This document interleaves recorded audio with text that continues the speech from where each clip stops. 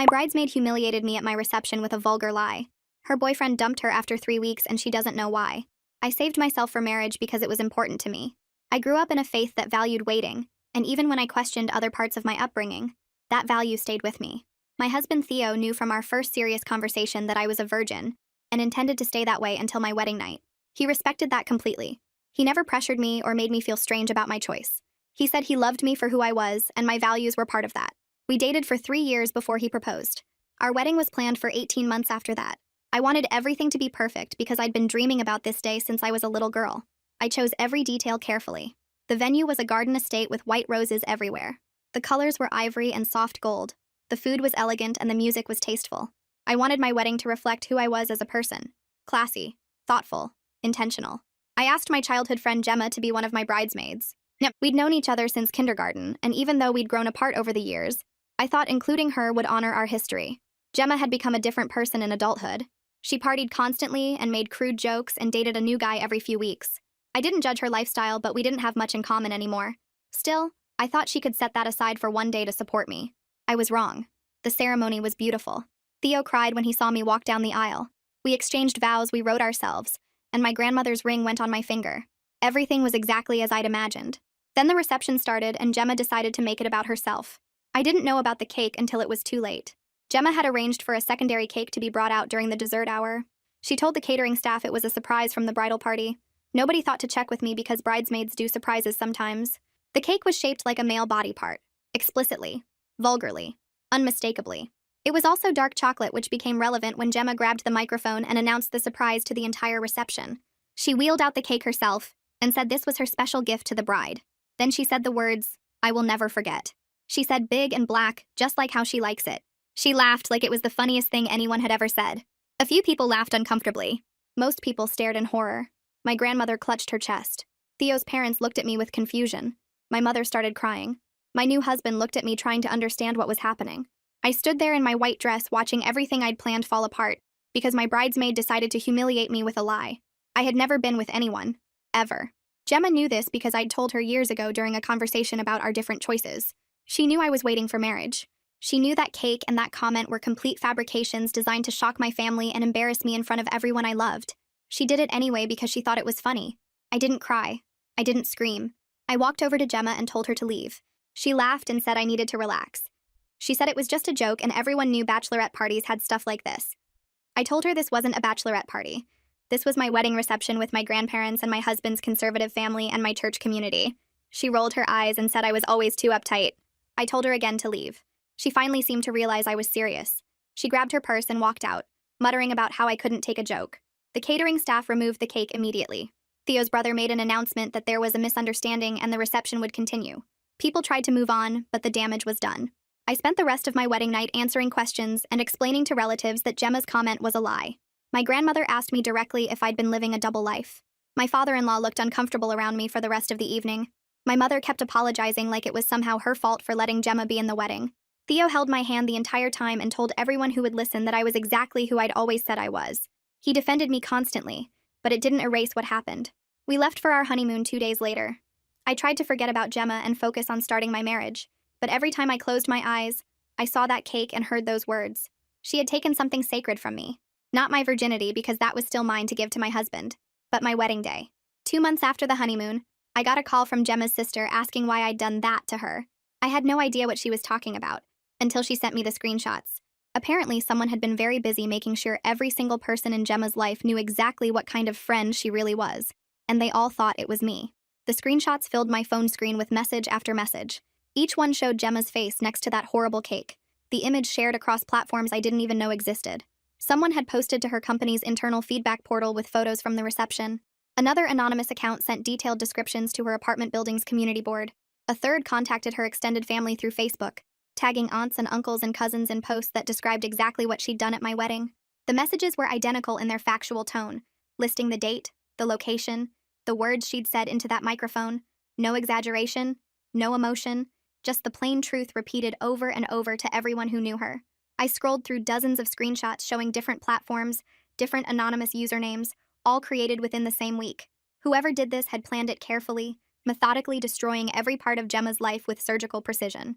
My hands shook as I called her sister back. She answered on the first ring, and I started talking before she could accuse me again. I told her I'd been on my honeymoon in Greece for 2 weeks, that I had plane tickets and hotel receipts and photos to prove I wasn't anywhere near a computer during most of this campaign. She interrupted to say that didn't matter because I could have set it up before I left or hired someone to do it while I was gone. I asked why she thought I would spend my honeymoon obsessing over Gemma when I'd been trying to forget the whole wedding disaster. She laughed, a bitter sound that made my stomach hurt. She said Gemma lost her marketing job yesterday after her boss received 3 separate emails from anonymous accounts detailing her poor judgment and character issues. She said Archer broke up with Gemma 3 weeks ago without any explanation, just packed his stuff and left. She said half of Gemma's friend group won't return her calls anymore because they all received messages about what kind of person she really is.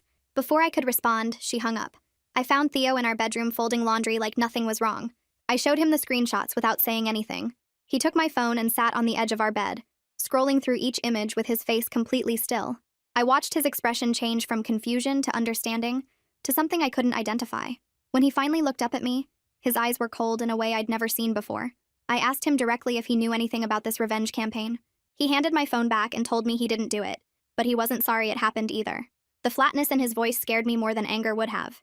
This was my husband who cried at animal shelter commercials, who apologized to furniture when he bumped into it, who sent thank you cards to everyone who attended our wedding. The person sitting in front of me sounded capable of anything. I spent the next 2 days at our dining table with my laptop open and notebooks spread everywhere. I made a list of every single person who attended our wedding reception. 217 guests, plus the catering staff of 12, plus the venue coordinator and her assistant, plus the photographer and videographer. Any of them could have witnessed what Gemma did. Any of them could have told friends or family members who weren't there. I created a spreadsheet tracking who had technical skills, who had time to execute something this organized, who hated Gemma enough to want her destroyed. The list grew longer instead of shorter. I added columns for motive and opportunity and means, trying to narrow down suspects like I was solving a crime.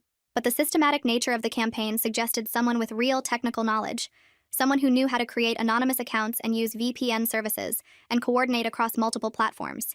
That eliminated most of my relatives, but opened up possibilities I didn't want to consider. Theo's brother called on the 3rd day asking if I'd heard about the Gemma situation making rounds on social media. My stomach dropped as I asked him what he meant. He explained that wedding guests were sharing the story in private Facebook groups, posting about how shocked they were that someone would be so cruel at a friend's wedding. He said most people were commenting that Gemma got what she deserved, that you can't humiliate someone like that without consequences. Then he paused and told me a few people were asking questions about whether I had orchestrated the revenge myself. I sat down on the kitchen floor because my legs stopped working. The idea that people were discussing this at all, that my wedding disaster was now entertainment for strangers online, made me feel sick. I told Theo's brother I had nothing to do with it, and he said he believed me, but his voice had doubt in it. Nicolette reached out through a text asking to meet for coffee. I hadn't talked to her since the wedding, even though we'd been friendly for years. We met at a cafe near her office, and she hugged me before we sat down. She told me Gemma had been calling her crying for the past week, claiming someone was systematically destroying her life. I stirred sugar into my coffee and waited for Nicolette to say I was the obvious suspect.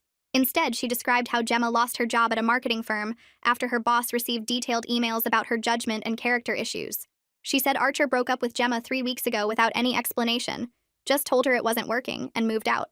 She said Gemma's friend group had split into people who still talked to her, and people who thought she got what was coming. Nicolette watched me carefully as she shared all this, studying my face for reactions. I realized the timeline meant whoever did this started almost immediately after our wedding, while Theo and I were still on our honeymoon trying to salvage something good from the whole disaster.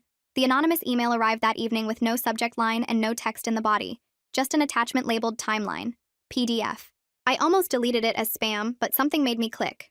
The document opened to reveal a professionally formatted spreadsheet showing every single message sent about Gemma, organized by date and platform and recipient. Column headers read date, platform, target, account used, message type, confirmation of receipt. Rows and rows of data tracking the entire revenge campaign across 3 weeks. Someone had contacted her employer through their anonymous tip line on 3 separate occasions. Someone had messaged her apartment complex manager with concerns about a tenant's behavior. Someone had reached out to 14 different friends with detailed accounts of the wedding incident. At the bottom of the last page was a single line in bold text that made my hands shake. It said, "She humiliated you in front of everyone you love. Now she knows how that feels." I tried to trace the email address, but it led nowhere. Registered through an encrypted service that hid the sender's identity completely. My mother showed up at my door 2 days later without calling first. I knew something was wrong when I saw her face, all red and puffy from crying. She came inside and sat on my couch and broke down completely. Between sobs, she told me church members had been asking her questions about whether our family orchestrated revenge against Gemma. Someone had apparently told the pastor that Gemma's life fell apart suspiciously fast after the wedding, right around the time we left for Greece. Now people were whispering about whether this was how good people should behave, whether revenge was ever justified, whether our family had crossed a line. My mother grabbed my hands and begged me to tell her I had nothing to do with it. The fact that she had to ask, that my own mother needed reassurance I wasn't capable of this level of cruelty, broke something inside me. Lana called me 3 days later asking to meet for lunch without Theo. We sat in a quiet restaurant booth and she ordered for both of us without looking at the menu. Then she told me she'd overheard Theo on the phone 2 weeks after our wedding, talking to someone about making sure everyone knows what kind of person she really is. She said she didn't think much of it at the time because people say things when they're angry and Theo had every right to be upset about what happened at our reception. But now with everything that had happened to Gemma, she was worried her son might have done something he couldn't take back. The way she watched me while she talked, protective and cautious at the same time, made me realize she was trying to warn me about my own husband. I confronted Theo that night after dinner, telling him exactly what his mother had overheard. He stopped loading the dishwasher and turned to face me. I asked him directly if he orchestrated the campaign against Gemma. He said no, he didn't do it, and I could see he was telling the truth. But when I pushed harder, asking if he knew anything at all about what happened, he admitted he was angry enough to want revenge. He said he called a few mutual friends after the wedding to make sure they knew the full story of what Gemma did. He wanted people to understand why we left the reception early, why I spent our wedding night crying instead of celebrating. He insisted he only talked to maybe 5 people, just phone calls to explain what really happened. He swore he never contacted Gemma's employer or created anonymous accounts or coordinated any kind of systematic campaign. I wanted to believe him, but the coldness in his voice when he first saw those screenshots kept echoing in my mind. I spent the next 3 days jumping every time the doorbell rang or my phone buzzed. Every shadow in the hallway made my heart race. Every notification felt like it might be another accusation or another piece of this mess falling apart. Theo kept asking if I was okay, and I kept saying yes, even though I wasn't. The silence from Gemma's side felt like the calm before something worse. On the 4th morning, someone knocked on my door at 7:30. I looked through the peephole and saw her standing there. Gemma looked nothing like the woman who'd wheeled that cake across my reception floor. Her hair hung limp and unwashed around her face. Dark circles sat under her eyes like bruises. She'd lost weight, enough that her clothes hung loose on her frame. She wore sweatpants and a hoodie that looked like she'd slept in them. I opened the door because I didn't know what else to do. She pushed past me into my apartment without asking permission. Her hands shook when she turned to face me. She said I needed to call off whoever I'd sent after her. She said she was sorry for what she did at the wedding and she'd learned her lesson. Her voice cracked on the word lesson like she might cry. I told her I genuinely didn't know who was doing this. I said I'd been trying to figure it out myself because everyone thought it was me. She laughed then, this bitter sound that had nothing to do with humor. She said I was a liar just like she'd called me at the wedding. She said I'd always been good at playing innocent while getting exactly what I wanted. The words hit me like a slap. I stood there watching her fall apart in my living room and something dark moved through my chest. Part of me wanted to comfort her. Part of me wanted to tell her to leave. And part of me, this small, terrible part, felt satisfied seeing her suffer. That last part made me feel sick. She left without saying goodbye, just walked out and slammed the door behind her. I sat on my couch shaking for 20 minutes after she was gone. I kept thinking about how she looked, how broken she seemed, and I couldn't separate my horror from my relief. That afternoon, I looked up private investigators in my area. I needed to know the truth, even if it meant finding out someone I loved had done this, even if it meant confirming Theo had lied to me. I called 3 different offices before I found one willing to trace anonymous online accounts. The investigator's name was printed on his business card in plain black letters. He said it would take a few days and cost more than I wanted to spend. I paid the deposit anyway. 3 days later, he called me back to his office. The report sat on his desk in a manila folder, professional and impersonal. He opened it and started walking me through what he'd found. The accounts were created using something called VPN services and encrypted email. He said it showed technical skill beyond what most regular people could manage. Someone knew what they were doing, knew how to hide their tracks, knew how to stay anonymous while destroying someone's life piece by piece. He'd identified at least 7 different anonymous identities used to contact people in Gemma's life. All of them were created within days of my wedding. All of them went dormant 2 weeks ago, right around when her boyfriend broke up with her. The timeline made my stomach turn. Whoever did this started immediately after watching Gemma humiliate me. They spent weeks systematically taking apart her life. Then they stopped when they decided she'd suffered enough. The investigator kept talking, but I barely heard him. He mentioned something about messages sent to employers and friend groups. He talked about coordination and planning. Then he said something that made me focus again. He said there was an interesting detail about her boyfriend. The investigator pulled out another page from the folder. He said someone named Archer received an anonymous package at his home. The package contained printed screenshots of text messages between Gemma and another man. The messages were sent during the time she was dating Archer. They were flirtatious, suggesting Gemma was seeing multiple people at once. I sat back in the cheap office chair. I'd never known about Gemma cheating on anyone. She'd mentioned Archer a few times, but never said anything about seeing other guys at the same time, which meant whoever orchestrated this campaign had access to her private messages. They'd hacked into her phone or her computer or her accounts. They'd read through her personal conversations looking for ammunition. The level of invasion made me deeply uncomfortable, even though Gemma had hurt me first. That night, Theo and I had our worst fight since getting married. I told him I was disturbed by what the investigator found. I said the extent of the revenge bothered me regardless of who did it. Theo stopped loading the dishwasher and turned to face me. His jaw was tight. He said Gemma deserved everything she got and more. He said she tried to destroy my reputation and our marriage before it even started. He said she stood in front of our families and church community and lied about my sexual history. I told him I understood being angry, but this went too far. I said believing in proportional justice didn't make me weak. I said his inability to see the moral problem with hacking someone's private messages scared me. He stared at me like I'd grown a second head. He asked if I was seriously defending the woman who humiliated me at our wedding. I said I wasn't defending her. I was questioning whether this response was right. We went back and forth, voices getting louder, until I finally grabbed my pillow and went to the guest room. We slept in separate rooms for the first time ever. The next morning, my grandmother called while I was making coffee. Her voice sounded shaky on the phone. She said she'd been thinking about something and needed to tell me. She said Theo's brother approached her the week after the wedding. He asked detailed questions about exactly what Gemma said and did. He claimed he wanted to make sure the family had the full story straight. My grandmother said she thought it was odd at the time but didn't mention it because she was so upset about everything. Now she was wondering if maybe he'd been gathering information for a specific purpose. I thanked her and hung up. My hands felt numb. Theo's brother worked in computers, something technical that I'd never fully understood. He was quiet and methodical, the type of person who planned things carefully. I thought about him making that announcement at the reception, taking control when everything fell apart. I thought about how protective he'd been of me that night. I drove to his apartment without calling first. He answered the door in gym clothes, surprised to see me. I walked in and asked him directly if he'd done this to Gemma. He said no immediately. He said he didn't know what I was talking about. I told him about the investigator's report, about the technical sophistication, about the timeline. I told him what my grandmother said about his questions. His face changed. The denial fell away, and something else took its place. Guilt, maybe, or resignation. He sat down on his couch and put his head in his hands. Then he admitted everything. He said he orchestrated the entire campaign. He said he worked in something called cybersecurity, that he had skills in digital investigation and anonymous communication. He said watching Gemma humiliate me in front of our entire family made him so angry he couldn't let it go. He said seeing my grandmother clutch her chest and my mother cry while Gemma laughed was more than he could stand. He spent 2 weeks after the wedding digging into Gemma's life.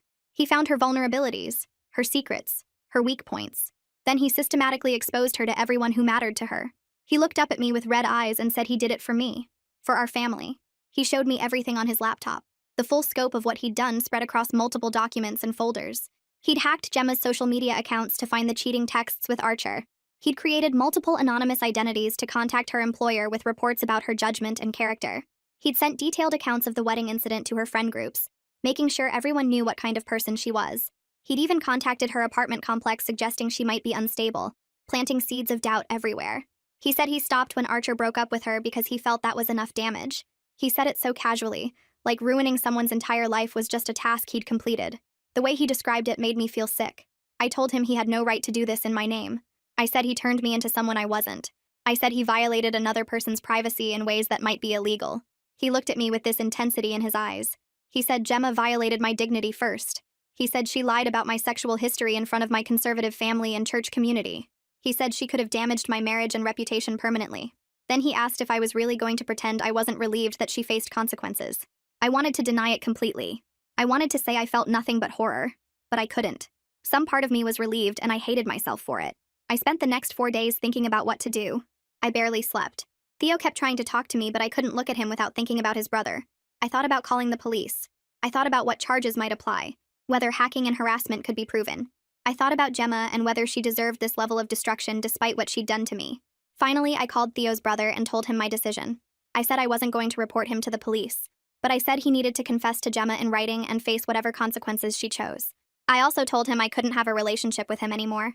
I said I couldn't trust someone who thought this level of violation was acceptable, even if his intentions came from wanting to protect me. Theo overheard the conversation. He came into the room after I hung up and his face was red with anger. He said his brother was protecting our family. He said I was throwing away family loyalty over someone who didn't deserve my concern. He said his brother didn't deserve to be cut off for defending me. The rift between us felt enormous, maybe permanent. 2 days later, I got an email from Gemma. The subject line just said confession. Inside was a forwarded message from Theo's brother. He'd written her a detailed apology explaining his motivations without excusing his actions. He listed everything he'd done, every account he'd created, every person he'd contacted. He said he was sorry for going too far, even though he believed she'd hurt me first. Gemma's message to me was short. She said she wasn't going to press charges because she knew what she did was horrible too. She said we were even now. She said she never wanted to hear from anyone in my family again. The relief I felt was complicated by guilt and sadness. Our childhood friendship was destroyed so thoroughly that nothing remained but ashes and bad memories. The morning after Theo's brother confessed, I told Theo we needed to see a marriage counselor. He didn't want to go at first. He said we could work things out ourselves and that bringing in a stranger felt like giving up. I told him I wasn't giving up, but I couldn't keep having the same fight where we talked past each other without understanding why we saw things so differently. He finally agreed, but I could tell he thought it was unnecessary. Our first session was awkward and tense. The counselor was a woman in her 50s who specialized in helping newlyweds navigate conflict. She asked us to each explain what brought us in, and Theo went first. He talked about how his brother had defended me when someone hurt me badly, and how I was punishing his family for protecting me. I sat there listening to him frame it like I was being ungrateful instead of concerned about the methods used. When it was my turn, I explained what his brother had actually done. The hacking, the anonymous accounts, the systematic destruction of someone's entire life. I said I understood Theo's protective instincts came from love, but that I needed a partner who respected my boundaries even when defending me. The counselor asked Theo if he understood why the revenge campaign troubled me, and he said he understood intellectually, but emotionally, he still felt his brother did the right thing. She asked me if I could see why Theo felt torn between his wife and his brother, and I admitted I could, but that didn't make it okay. We left that first session without any resolution, but at least we'd said things out loud to a neutral third party. The second session a week later went deeper. The counselor asked Theo to describe what he felt when he saw me humiliated at our wedding. He talked about rage and helplessness, about wanting to protect me but not knowing how. She asked if maybe his brother's actions felt satisfying, because they gave him a sense of justice when he'd felt powerless. Theo got quiet, and then nodded. She asked me what I felt when I learned what his brother had done, and I said I felt violated all over again because someone had acted in my name without my permission. The counselor helped us see that we were both reacting to the same trauma, but in completely opposite ways. Theo wanted revenge to restore balance, and I wanted distance to maintain my values. Neither of us was wrong, but we couldn't keep dismissing each other's perspectives. Over the next few weeks, we kept going to counseling every Thursday evening. Some sessions were productive, and some ended with us sitting in the car afterward in silence. Slowly, painfully, we started learning how to talk about our different values without contempt. Theo began to understand that defending me didn't mean disregarding my wishes, and I began to understand that his protective instincts weren't about controlling me, but about loving me fiercely. Some days were better than others. Some nights we went to bed without really resolving anything, and just held each other because that was all we could do. I also knew I needed to talk to my family directly about what happened. The rumors and speculation were eating away at relationships that mattered to me. I called my mother first and asked if we could meet for coffee. She arrived looking worried and tired. I told her the whole truth about Theo's brother orchestrating the revenge campaign, and how neither Theo nor I had anything to do with it. She listened without interrupting, and when I finished, she started crying. She said she'd been so afraid I'd become someone cruel and vindictive, and hearing that I hadn't made her feel like she could breathe again. But she also said she understood why someone would want to retaliate after what Gemma did. The conversation didn't fix everything, but it helped. My grandmother was next. I drove to her house on a Saturday afternoon and found her in her garden. I sat with her on the bench under her rose bushes and explained everything. She patted my hand and said she was relieved to know the truth. Then she surprised me by saying she'd wanted to do something to Gemma herself after the wedding. She said watching that girl humiliate me in front of everyone had made her so angry she'd lost sleep over it. She admitted she understood the impulse to retaliate even if the methods were extreme. We sat there together in the garden, and I realized my grandmother wasn't as purely innocent as I'd always thought. She'd just never had the tools or opportunity to act on her darker impulses. My father-in-law was the hardest conversation. I asked Theo to set up a meeting, and we drove to his parents' house on a Sunday. Lana made tea and then left us alone in the living room. I explained that Theo's brother had been responsible for everything, and that we'd only found out after it was already done. My father-in-law listened with his jaw tight and his hands clasped. When I finished, he said he was uncomfortable with the whole situation, and thought we should all just move forward and never speak of it again. He didn't ask questions or want details. He just wanted it buried. I understood that was his way of coping, but it felt incomplete. Still, I'd done what I could to establish honesty, even if it didn't lead to full reconciliation. 3 months after my wedding, I was still processing everything. I'd wake up some mornings and think about Gemma and feel nothing but anger. Other days, I'd remember our childhood friendship and feel sad about how thoroughly it had been destroyed. I'd learned things about myself I hadn't wanted to know. I was capable of darker feelings than I'd admitted. Relief and horror could exist in the same moment. My values around forgiveness were more complicated in practice than in theory. I hadn't orchestrated what happened to Gemma, but I couldn't pretend I was entirely sorry it did. That moral uncertainty was something I'd have to live with. I couldn't be the person who said revenge was always wrong when part of me felt satisfied by what happened. I also couldn't be the person who endorsed what Theo's brother did when it violated everything I believed about human dignity. I existed somewhere in the messy middle, and that was uncomfortable but honest. Theo and I were finding our way to a new normal. We'd set boundaries with his brother after he confessed to Gemma. We still saw him at family gatherings, but kept things civil and distant. Theo had accepted that I couldn't have a close relationship with someone who'd acted that way regardless of his intentions. We'd also agreed that any future conflicts would be handled together before anyone else got involved. No more family members taking justice into their own hands. My wedding day could never be reclaimed. Some family relationships remained awkward. My father-in-law still looked uncomfortable around me sometimes, and I knew he associated me with drama and scandal now. My grandmother asked fewer questions about my life because she didn't want to hear anything else upsetting. My mother worried constantly that something else would go wrong. But I was learning that real life didn't offer clean endings or perfect resolutions. Sometimes you just had to accept that messy and imperfect was the best you were going to get, and find a way to build something good anyway. Theo and I were building that good thing slowly. We were learning each other's boundaries and triggers. We were practicing talking through disagreements before they became fights. We were choosing each other even when it was hard. That wasn't the fairy tale I'd imagined when I was planning my perfect wedding, but it was real, and it was ours.